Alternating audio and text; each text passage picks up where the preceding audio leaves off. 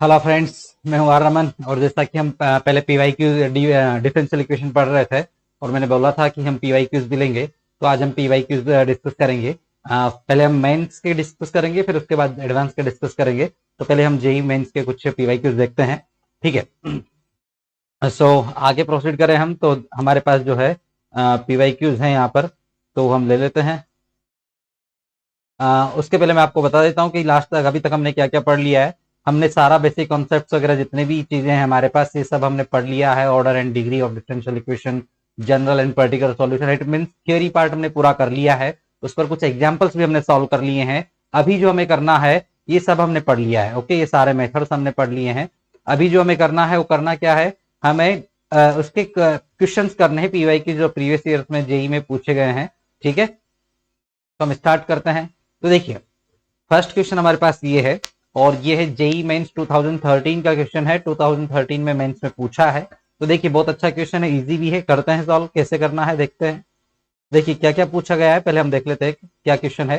At present present time पर a firm is manufacturing 2000 items. एक firm है, एक फैक्ट्री है, वो क्या कर रही है, वो कंपनी 2000 आइटम्स या कोई भी ऑब्जेक्ट जो है 2000 सामान बना रही है, 2000 आइटम्स बना रही है। ओके, एट प्रेजेंट टाइम पर। इट इट मीन्स हम जो अंडरलाइन कर लेते हैं, जो इंपॉर्टेंट है, 2000 आइटम्स, और वो भी कब, एट प्रेजेंट। ठीक है। It is estimated that rate of change of production P, जो पी है उसको वो किसका नोटेशन है, प्रोडक्शन का। तो यहां पर जो पी है, मैं यहां पर मेंशन कर दे रहा हूं। पी किसको डिनोट कर रहा है, प्रोडक्शन को। Clear. And rate of change of production, production का जो रेट ऑफ चेंज है, देखिए हमने ऑलरेडी पढ़ रखा है कि रेट ऑफ चेंज जब भी निकालते हैं वो हमें डेरिवेटिव देता है। It means rate of change of production P है, वो क्या है, D P by d x है, ये वाला जो गिवन है। ओके, विद रेस्पेक्ट टू, किसके रेस्पेक्ट में है रेट ऑफ चेंज, ये है additional number of workers x. यानी कि जो एक्स है वो किसके लिए स्टैंड करता है, एक्स क्या है हमारे पास, एडिशनल नंबर ऑफ वर्कर्स। यानी कि फैक्ट्री में जो सपोज 100 वर्कर्स अभी प्रेजेंट टाइम पे हमारे पास वर्क कर रहे हैं फैक्ट्री में, और हमने 15 वर्कर्स एक्स्ट्रा लगाए हैं। सपोज सीजन का टाइम है, दिवाली का टाइम है, और जो फैक्ट्री में पटाखे बनते हैं, या सपोज मिठाई की वो है स्वीट की शॉप, और वो जो है स्वीट्स बनाता है, तो 100 वर्कर्स उसके पास है। उसको दिवाली का टाइम आया, उसको लगा कि 15 वर्कर्स, मुझे 15 मजदूर और भी लगाने चाहिए, हलवाई जिसको बोलते 15 हलवाई और लगाने चाहिए, तो उसने 15 लगाने हैं। तो जो एक्स्ट्रा 15 लगाए हैं वही क्या है हमारे पास, एक्स है। तो एक्स क्या है, number of extra workers, number of extra workers. Clear. तो हमें यही बोला है कि यहां पर with respect to additional number of workers x के रेस्पेक्ट में रेट ऑफ चेंज किसका, पी में, प्रोडक्शन में, वो कितना गिवन है, is given by d p by d x is equal to 100 minus 12 under root x, ये बोला है। बाद में उन्होंने बोला है, if the firm employees 25 more workers, अगर जो फर्म कंपनी है वो 25 एक्स्ट्रा वर्कर्स रखती है, okay, then new level of production. तो उन्होंने क्या बोला, न्यू लेवल ऑफ, ऐसा नहीं बोला कि 25 वर्कर्स रखने से एक्स्ट्रा प्रोडक्शन कितना होगा, ऐसा नहीं बोला है। उन्होंने बोला है टोटल प्रोडक्शन कितना हो जाएगा।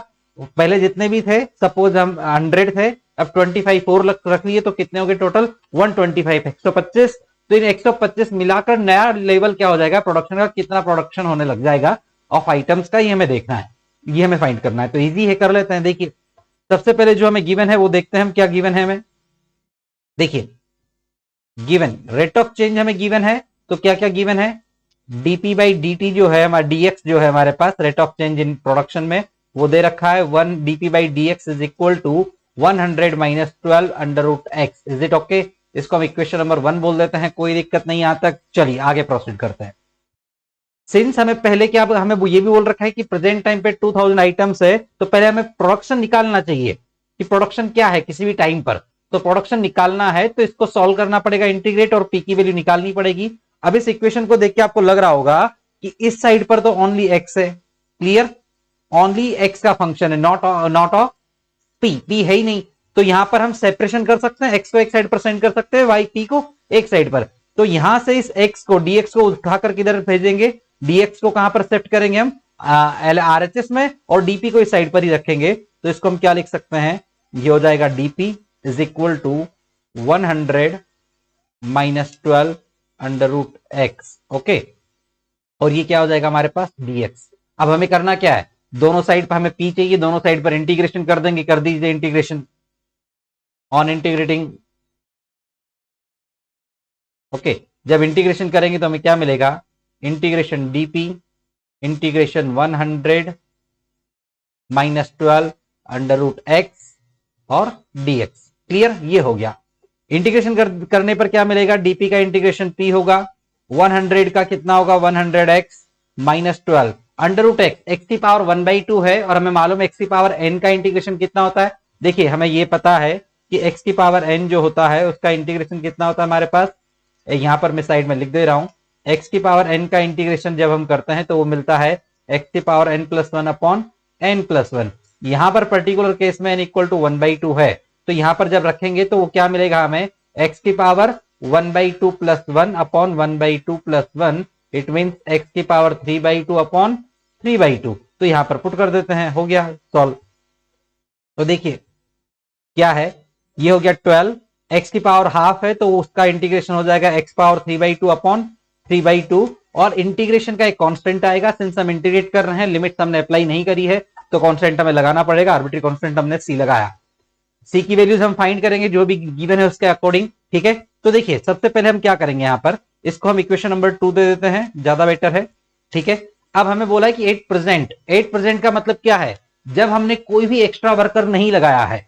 ओके, 8% का मीनिंग इतना ही है कि हमने एक भी एक्स्ट्रा वर्कर नहीं लगा रखा है, तब हमारे पास जो है फर्म जो है 2000 आइटम्स को प्रोड्यूस कर रही है, 2000 आइटम्स बना रही है, और जब एक भी एक्स्ट्रा वर्कर नहीं लगाया तो क्या जीरो हो जाएगा, बताइए, x जीरो हो जाएगा। क्यों, क्योंकि x ही हमारे पास क्या है, ये लिखा हुआ है, x क्या है, नंबर ऑफ एक्स्ट्रा वर्कर, और प्रेजेंट टाइम पर हम मान के चल रहे हैं कि हमारे पास, क्योंकि 25 तो लगाएंगे, लगाया नहीं है, और 25 लगाने पर कितना प्रोडक्शन होगा वो हमें चेक करना है, वही हमारा क्वेश्चन है। तो प्रेजेंट टाइम पर एक भी एक्स्ट्रा वर्कर नहीं है, तो हम क्या बोलेंगे कि हमारे पास जो है when x equal to 0, okay, present time पर जब x इक्वल टू 0 यानी एक्स्ट्रा वर्कर एक भी नहीं है, तो प्रोडक्शन कितना हो रहा है, p इज इक्वल टू 2000।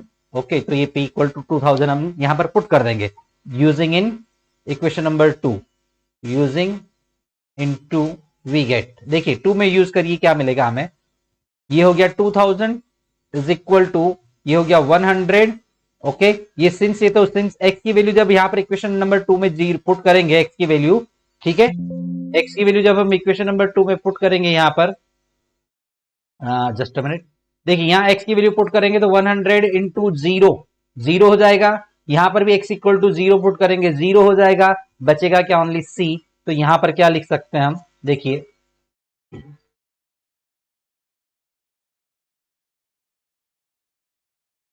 यहां पर हम लिख देते हैं, ये हो गया 0 minus 0 plus c, it means यहां से हमें सी की वैल्यू जो मिली है वो कितनी है, 2000। इस सी को वैल्यू को उठाकर हम कहां पर पुट करेंगे, इक्वेशन नंबर 2 में, तो हमें पी की वैल्यू मिलेगी, p is equal to 100x minus, अब देखिए यहां पर ये जो 12 3/2 है, इसको थोड़ा सा सॉर्ट कर सकते हैं हम, 3 से ये जो 12 है ये कितने टाइम्स कैंसिल होगा, 4 टाइम्स, और ये 2 न्यूमरेटर में जाकर 4 से क्या हो जाएगा, मल्टीप्लाई, तो ये कितना हो जाएगा 8x raised to power 3/2 plus 2000। Okay, कोई प्रॉब्लम है यहां पर, इसको थोड़ा सा ठीक से लिख लेते हैं, ये 2000 क्लियर है, आपको समझ में आया हमने क्या किया है, यहां पर ये जो 3 था, इस 3 से इस 12 को 4 टाइम्स कैंसिल किया, ये 2 अपॉन में है तो न्यूमरेटर में जाकर 4 से मल्टीप्लाई होगा, 4 इंटू 2 8 हो जाएगा, यहां पर ये 8 आ गया, x रेस्ट पावर 3/2 प्लस 2000, ठीक है। अब देखिए ये p की वैल्यू मिल गई हमें, okay, at any time, it means any time means कभी भी, जब कितने भी एक्स्ट्रा वर्कर्स यूज किए लगाए गए हों। अब हमें बोला है कि जब 25 वर्कर्स एक्स्ट्रा लगाए तो नया प्रोडक्शन लेवल क्या होगा, तो हमें क्या करना है, एट, या फिर हम लिख सकते हैं when x equal to, when x equal to 25, जब हमने नए 25 वर्कर्स लगाए यानी x इक्वल टू 25 है, तो p की वैल्यू कितनी हो जाएगी, देखिए फाइंड करिए, इसमें पुट करेंगे इक्वेशन नंबर किसमें, 3 में, यूजिंग इन 3, तो देखिए 3 में यूज करिए, p is equal to 100 into 25 minus 8, अब 25 की पावर 3/2 है, 25 की पावर 3/2 लगाएंगे यानी कि पावर 1.5 है, तो 25 है उसकी पावर 3/2 निकालेंगे तो कितनी आएगी 125। क्यों आएगी, बिकॉज देखिए यहां पर साइड में कर दे रहा हूं मैं, 25 की पावर 3/2 है, ओके यही है, पावर हाफ लगाएंगे पहले तो हो जाएगा 5 और 5 की पावर 3 125, ओके तो ये हो जाएगा 125, ओके और ये प्लस में 2000 है, सॉल्व कर लेते हैं। देखिए ये हो गया 100 इंटू 25 2025, सॉरी 2500, ओके और साथ में है हमारे पास ये कितना हो जाएगा 8 इंटू 125, देखिए 8 इंटू 100 तो हो गया 800 800 और 25 इंटू 8 यानी कि 25 इंटू 8 हो गया 200, 800 प्लस 200 इट मीन्स 1000, तो ये हो गया माइनस में 1000, ओके और ये साथ में है 2000, नो प्रॉब्लम। अब 2400 और 2500 और माइनस 1000 इसको सॉल्व करेंगे तो कितना मिलेगा, ये हमें मिलेगा 3500, ओके नो प्रॉब्लम। और यही हमारा क्या है रिक्वायर्ड आंसर है। तो कौन सा ऑप्शन हमारा सही रहेगा, तो देखिए ऑप्शन नंबर ए हमारा जो है करेक्ट आंसर है। ओके यहां तक अगर कोई भी डाउट है तो आप बता सकते हैं और नहीं है तो हम आगे प्रोसीड करेंगे। टेल मी, यहां तक क्लियर है, आगे प्रोसीड करें तो हमारा आंसर क्या हो गया है मैं आपको बता देता हूं, just a minute.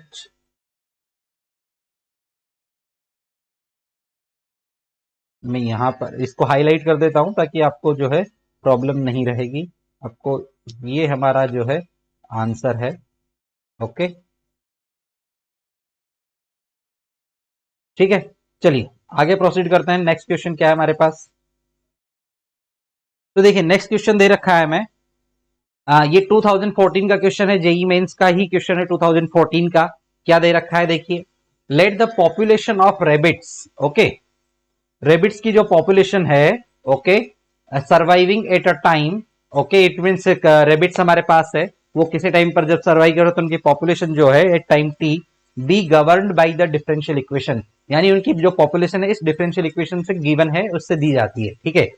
If p of 0 is equal to 100 यानी टी इक्वल टू 0 टाइम पर इनिशियली उनकी पॉपुलेशन कितनी थी, जब हमने चेक किया तो इनिशियली जब हमें पता लगा कहीं सपोज रेबिट रहता है कुछ भी ऐसा है, तो स्टार्टिंग में उनकी पॉपुलेशन 100 थी, तो हमें आर्बिट्री टाइम टी पर उनकी पॉपुलेशन निकालनी है।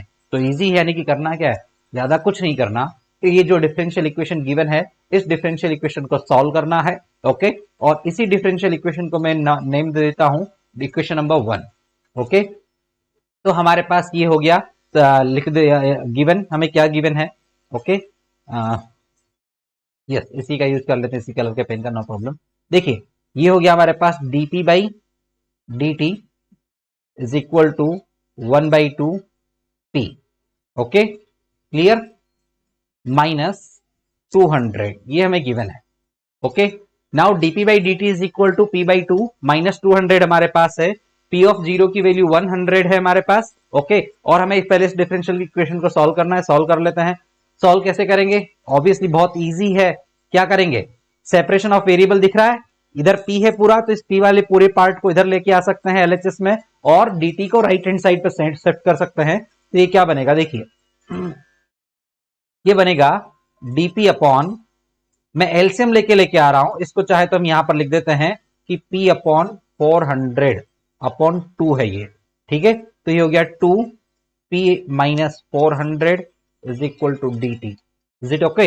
अब इसको इंटीग्रेट करना है, कर देते हैं इसको, इंटीग्रेशन करेंगे तभी सॉल्व होगा, तो इंटीग्रेशन किया तो क्या मिलेगा हमें, ये 2 एज इट इज होगा और जब भी 1 अपॉन p माइनस 400 है तो इसका इंटीग्रेशन क्या होगा, ln p minus 400 okay is equal to t plus c, ये हमें वैल्यू मिल गई। यहां तक कोई भी डाउट है तो पूछ सकते हैं और नहीं है तो हम आगे प्रोसीड करेंगे।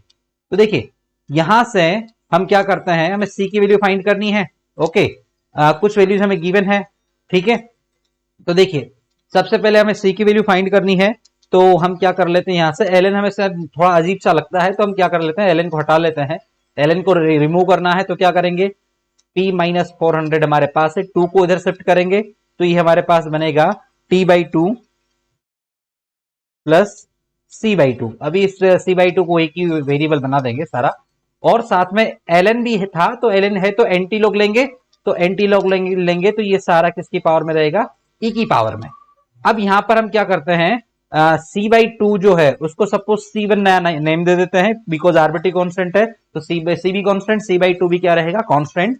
तो हमने यहां पर इसको c1 लिख देंगे, तो हमारे पास जो वैल्यू मिलेगी वो मिलेगी p माइनस 400, या इसको भी इधर लेके आ जाते हैं, तो p is equal to 400 plus e raised to power t/2 plus c1। Okay, अगर यहां तक कोई भी प्रॉब्लम है। अब यहां पर देखिए एक और चीज, हम इसको और भी थोड़ा सा सॉर्ट कर लेते हैं, ज्यादा बेटर रहेगा। देखिए यहां पर हम क्या करते हैं, c/2 इसको वैल्यू ना देकर हम ऐसा करते हैं कि यहां से जब हम इसको लिखेंगे, देखिए ये है e raised to power t/2 into e raised to power c/2, तो ई रेस्ट टू पावर जो c/2 होगा उसी को हम c1 बोल देते हैं। क्लियर? ओके, तो यहां पर ई रेस्ट टू पावर c जो है इसको हम क्या लिख सकते हैं डायरेक्टली, यहां पर हम इसको लिख सकते हैं,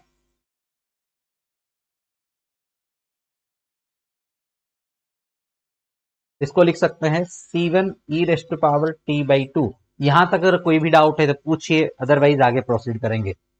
ठीक है, चलिए आगे चलते हैं। अब जो कंडीशन दे रखी है वो अप्लाई कर देते हैं। ओके, कंडीशन क्या है, 8p of 0 is equal to 100 है, it mean t equal to 0 पर p की वैल्यू कितनी है, 100। ओके, तो यहां पर अप्लाई करते हैं, इसको इक्वेशन नंबर दे देते हैं, सपोज 1 है, 1 उसको दिया था, इसको 2 नंबर दे देते हैं, 2 यूजिंग इन 2 में यूज करना है इसका वी गेट, हमें क्या मिलेगा देखिए, यहां पर बहुत इजी क्वेश्चन है, इजीली हम सॉल्व कर सकते हैं, कोई दिक्कत वाली बात नहीं है। तो देखिए p is equal to 100 is equal to 400, okay, plus c1 as it is, और e रेस्ट टू पावर ये कितना है हमारे पास, देखिए t की वैल्यू 0 पुट करेंगे तो e रेस्ट टू पावर 0 हो गया।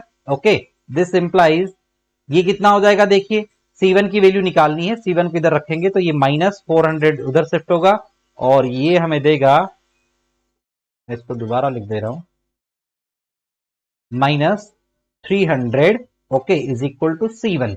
तो c1 की वैल्यू मिली माइनस 300, तो हमें करना क्या, ये c1 की वैल्यू उठाकर कहां पर पुट कर देनी है, इक्वेशन नंबर 2 में।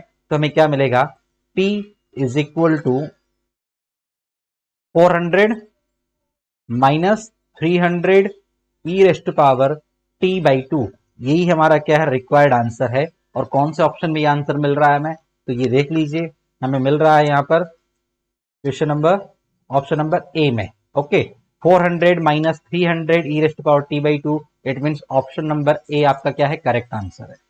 Okay, clear? देखिए मैं आपको एक्सप्लेन कर रहा हूं इसलिए इनमें टाइम लग रहा है, अदरवाइज अगर आप सॉल्व करेंगे डायरेक्टली तो कई सारे स्टेप्स आप इसमें से हटा सकते हैं, वो आपको लिखने की जरूरत ही नहीं होगी। जैसे कि ये स्टेप्स आपको लिखने की जरूरत नहीं होगी, यहां पर अगर मैं आपको बताऊं तो ये कोई से भी स्टेप्स आपको लिखने की जरूरत नहीं पड़ेगी, ये आप डायरेक्टली सॉल्व कर पाएंगे। ओके, ठीक है, तो हम आगे प्रोसीड करते हैं। नेक्स्ट क्वेश्चन है आपके पास 2015 का। ओके, और क्वेश्चन क्या है देखिए, let y of x be the solution of differential equation. Okay, इस डिफरेंशियल इक्वेशन का सॉल्यूशन आपको गिवन है। ओके, सॉरी, डिफरेंशियल इक्वेशन है x log x dy by dx plus y is equal to 2x log x where x greater than equal to 1 है, then y of e की value हमें find करनी है। Okay, तो बहुत easy है, कैसे होगा देखिए, गिवन क्या क्या गिवन है, जो गिवन है हम लिख लेते हैं। डिफरेंशियल इक्वेशन है x log x हमें दे रखा है, ओके, और साथ में है dy by dx plus y is equal to 2x log x। Okay, ये है इक्वेशन नंबर 1। अब हमें इक्वेशन सॉल्व करनी है, तो कैसे सॉल्व करें, अब हमने 2-3 मेथड यहां पर पढ़े हैं, method of separation of variable. Okay, हमने उसके बाद पढ़ा है होमोजेनियस डिफरेंशियल इक्वेशन, और एक पढ़ा है लीनियर डिफरेंशियल इक्वेशन। ओके, और कन्वर्टिबल्स भी है, बट फिलहाल तो बेसिक ये 3 पढ़े हैं। इनमें से कौन सा यहां पर एप्लीकेबल है, देखिए dy by dx आ रहा है, और एक सेपरेट में सिंगल y आ रहा है, और बाकी ये भी x का फंक्शन है, ये भी x का फंक्शन है, तो ये हमें लीनियर जैसा लग रहा है। सिर्फ एक चेंज करना है, कर लेते हैं, यानी x log x से इस पूरी इक्वेशन को डिवाइड कर देना है। तो हम क्या लिख सकते हैं यहां से, देखिए जब पूरी इक्वेशन को x log x से डिवाइड करेंगे तो ये तो होगा dy by dx।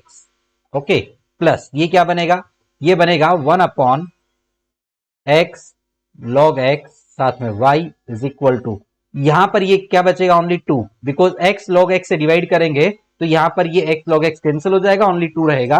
तो ये इक्वेशन नंबर, इसको हम क्या बोल सकते हैं, चाहे तो 2 बोल दीजिए, एज इट इज रख दीजिए। ओके, अब ये क्या हो गई, ये सेपरेटली y है, ये x का फंक्शन है, ये y यहाँ पर है, dy बाई dx है। इट मीन हम क्या बोल सकते हैं, विच इज लीनियर इक्वेशन। ये क्या है, लीनियर इक्वेशन है। Clear, equation in linear differential equation है। किसमें है ये लीनियर डिफरेंशियल इक्वेशन, y में है। ओके, अब ये y में लीनियर डिफरेंशियल इक्वेशन हो गई है, तो हमें सॉल्व कर लेना है। सॉल्व करने का क्या मेथड है, वही पुराना। क्या, सबसे पहले इंटीग्रेटिंग फैक्टर फाइंड करेंगे। ओके, इंटीग्रेटिंग फैक्टर क्या होगा, e raise to power integration 1 upon x log x dx। Okay, और इसका इंटीग्रेशन कैसे करेंगे, बहुत इजी है ये भी। कैसे, देखिए हमें मालूम है log x का डिफरेंशिएशन, मैं साइड में लिख दे रहा हूं, let log x is equal to t हमने कंसिडर किया। log x का डिफरेंशिएशन होता है 1 by x dx is equal to dt। यहां पर अगर हम पुट करेंगे तो ये क्या बनेगा, e raise to power integration. Okay, log x की वैल्यू तो हो गई t, it mean 1 by t, और 1 बाई एक्स dx किस में क्या बन गया, dt। ये हो गया 1 बाई टी का इंटीग्रेशन क्या होता है, ln t। ln t, e से ln जो है, यानी ln बोल दीजिए या log बोल दीजिए, ये क्या हो जाएगा, कैंसल आउट हो जाएगा। इट मीन क्या बचेगा, ये ओनली t, और t बचा है, इसका मतलब t की वैल्यू क्या है हमारे पास, log x। Okay, it means integrating factor में क्या मिला, log x मिला है। हो गया सॉल्व। तो सॉल्यूशन क्या होगा, सॉल्यूशन इज गिवन बाय ये लीनियर है, तो इसका सॉल्यूशन क्या होगा, y into integrating factor. Okay, तो इंटीग्रेटिंग फैक्टर क्या है, log x is equal to q of x। It mean जो भी RHS में होता है यहाँ पर, ये सेपरेट वाली ये सिंगल टर्म यहाँ पर, ये वाली टर्म, ठीक है, उसको किससे मल्टीप्लाई करते हैं, इंटीग्रेटिंग फैक्टर्स हैं। ओके, तो ये हो गया हमारे पास 2 log x dx plus arbitrary constant c। log x का इंटीग्रेशन करना है, इजीली कर सकते हैं। कैसे करना है, देखिए अगर आपको याद है डायरेक्टली log x का इंटीग्रेशन क्या होता है, तो आप इजीली डायरेक्टली उसको लिख सकते हैं, और याद नहीं भी है तब भी टेंशन नहीं लेनी है। क्या कंसिडर करिए, इसको 2 इंटू, मतलब वो जो हमारे पास आइलेट्स है ना, उस वाले फॉर्मूले से कर सकते हैं, u इंटू वी के फॉर्मूले से। ओके, तो अभी मैं आपको u इंटू वी वाले फॉर्मूले से बता देता हूं, बाकी अदरवाइज आप नॉर्मली भी इसको सॉल्व कर सकते हैं। अगर आपने याद रखा है, याद भी कर रखा है, तब भी सॉल्व कर सकते हैं उससे, वो भी आप यूज कर सकते हैं, डायरेक्टली शॉर्ट में हो जाएगा। तो देखिए 2 चाहे तो आप कॉमन ले लीजिए, तो इसको लिख सकते हैं 1 into log x, 1 it mean x की पावर 0। Okay, clear. आइलेट्स का फॉर्मूला लगाएंगे तो एक तो आपको वो सीक्वेंस तो पता है ही सही, आइलेट के अकॉर्डिंग। अदरवाइज आप एक चीज और ध्यान में रख सकते हैं कि नॉर्मली उस फंक्शन का डिफरेंशिएशन करते हैं जो डिफरेंशिएशन में पावर्स कम होती है, यानी कि कांस्टेंट के बाद में 0 भी वैल्यू हो जाती है अगर एक्स की पावर n में है तो। ओके, और इसी टाइप से हमें कंसिडर करना है कि किसको हम डिफरेंशिएशन में कंसिडर करें, कि ताकि वो बाद में आगे इंटीग्रेशन को बहुत लंबे तक नहीं ले जाए। तो हम क्या करेंगे, 1 को यहां पर जो है क्या कंसिडर करते हैं, डिफरेंशिएशन के लिए, और log x को इंटीग्रेशन के लिए, सॉरी log x का तो इंटीग्रेशन करना ही है, माय मिस्टेक। log x को डिफरेंशिएशन के लिए कंसिडर करें ताकि उससे 1 बाई एक्स बनेगा, और जिसका 1 जो है उसको इंटीग्रेशन के लिए कंसिडर करें ताकि उससे 1 बने, क्या बन जाएगा, x बनेगा। तो 1 बाई एक्स, और बाद में x मल्टीप्लाई होकर 1 वैल्यू हमें दे देंगे। तो देखिए यहां पर करना क्या है, वैल्यू क्या हो जाएगी इसकी, देखिए इसका इंटीग्रेशन करना है हमें।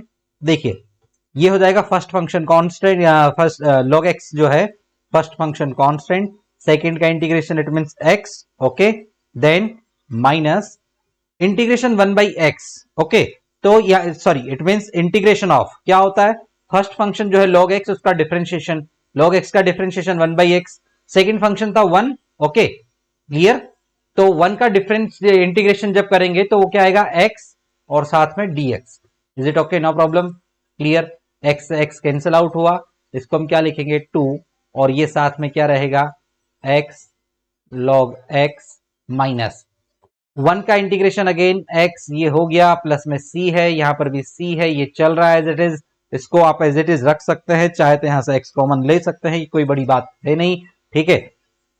तो अगर इसको थोड़ा सा और भी सॉर्ट करके लिखें तो ये हो गया हमारे पास log x minus 1 plus c, और इधर क्या है हमारे पास y log x।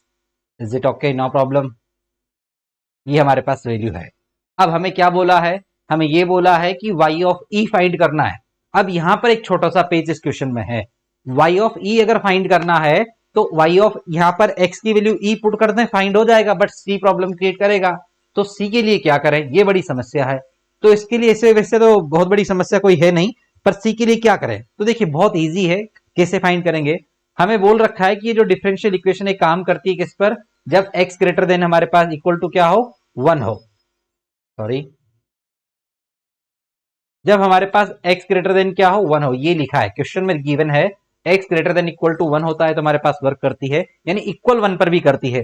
तो हम x इक्वल टू 1 इसमें पुट करके देखते हैं। ओके, तो देखिए क्या होगा, यहां पर हम x इक्वल टू 1 पुट कर देते हैं, put x equal to 1, equation number 2 बोल देते हैं, इन इक्वेशन नंबर 2। तो देखिए क्या मिलेगा, x इक्वल टू जब हमने 1 पुट किया तो ये y इंटू log 1 बनेगा, और log 1 की वैल्यू क्या होती है, इक्वेशन 2 में हम पुट करेंगे। ओके, तो y इंटू क्या बनेगा, ये y एज इट इज रहेगा। ओके, log 1 की वैल्यू क्या हो जाएगी, 0 is equal to 2 into 1। Okay, फिर बनेगा log 1 की वैल्यू वापस 0, x की वैल्यू 1 पुट करेंगे ना इक्वेशन नंबर 2 में, तो 2 इंटू 1, और आरएचएस में जो बन रहा है वो log 1 की वैल्यू वापस 0, और फिर साथ में -1 प्लस c। ओके, तो ये आरएचएस यानी y वाला पार्ट तो हो गया पूरा 0। ओके, और इधर क्या रिमेनिंग हमारे पास रहेगा, यहां पर हमारे पास बचेगा c इज इक्वल टू, ये बनेगा -2, एलएचएस 0 हो गया, -2 c के साथ आएगा, c -2, और उसको आरएचएस में शिफ्ट करेंगे तो यहां पर ये बन जाएगा c इज इक्वल टू 2। यहां तक कोई भी डाउट है तो आप पूछ सकते हैं।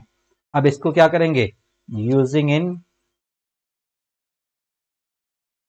2, इसको 2 में पुट कर दीजिए, यहां पर मैं लिख दे रहा हूं इस साइड पर। ओके, तो यहां पर ये क्या बनेगा हमारे पास, y log x is equal to 2x log x minus 1 plus 2। ये हमारे पास सॉल्यूशन आया। ये इसको हम क्या बोल सकते हैं, एक तरीके से सी हमने लिख लिया है, तो ये क्या है, एक पर्टिकुलर सॉल्यूशन तो है बट एक पर्टिकुलर पॉइंट पर नहीं है। सी की वैल्यू हमने फाइंड कर ली है। ओके, अब इसमें क्या करना है, हमें आर्बिट्री कांस्टेंट नहीं बचा है। ओके, अब हमें करना क्या है, हमें एक पर्टिकुलर पॉइंट पर वैल्यू फाइंड करनी है। तो 8 x equal to e, x equal to इसमें पुट कर दीजिए, क्या मिलेगा, ये y है, log e की वैल्यू क्या होती है, 1। ओके, क्लियर, log e की value 1 is equal to 2e, वापस log e की वैल्यू 1 -1 प्लस 2, इस 1 से 1 कैंसिल, ये पूरा 0 हो गया, और y की वैल्यू क्या मिली, y of e is equal to हमें मिला 2। इज इट ओके, ये क्या है हमारे पास, ये आंसर है। कौन से ऑप्शन में है, ऑप्शन नंबर ए में। इट मींस ए, हमारा ए ऑप्शन क्या हो गया, हमारा रिक्वायर्ड सॉल्यूशन हो गया है। यहां तक अगर कोई भी डाउट है तो पूछ लीजिए, अगर नहीं है तो हम आगे प्रोसीड करेंगे। चलिए, यहां तक कोई डाउट नहीं, तो 2015 का मेंस का क्वेश्चन भी हमने कर लिया। उसके बाद हम करेंगे 2016 का मेंस का क्वेश्चन। ये मैं आपको जो है आज होमवर्क के लिए दे रहा हूं, एक बार आप इसको ट्राई करें, और नहीं होता है तो हम इसको नेक्स्ट क्लास में जो है डिस्कस करेंगे। ओके, और गाइस अगर अभी तक आपने जो है चैनल को सब्सक्राइब नहीं किया है, और जो है तो अभी तक आपको ने सब्सक्राइब नहीं किया है तो इसको सब्सक्राइब करें, अपने फ्रेंड्स को शेयर भी करें, ताकि उनको भी जो है वो भी पढ़ पाए इजीली, और इजीली हम सारे क्वेश्चन सॉल्व कर ही सकते हैं, और इनको करेंगे, आगे प्रोसीड करेंगे हम। ठीक है, तो आज के लिए हम इतना ही करेंगे, नेक्स्ट क्लास में हम फिर मिलेंगे। ओके, तो आज के लिए इतना ही, thanks a lot and all the best, मिलते हैं नेक्स्ट क्लास में।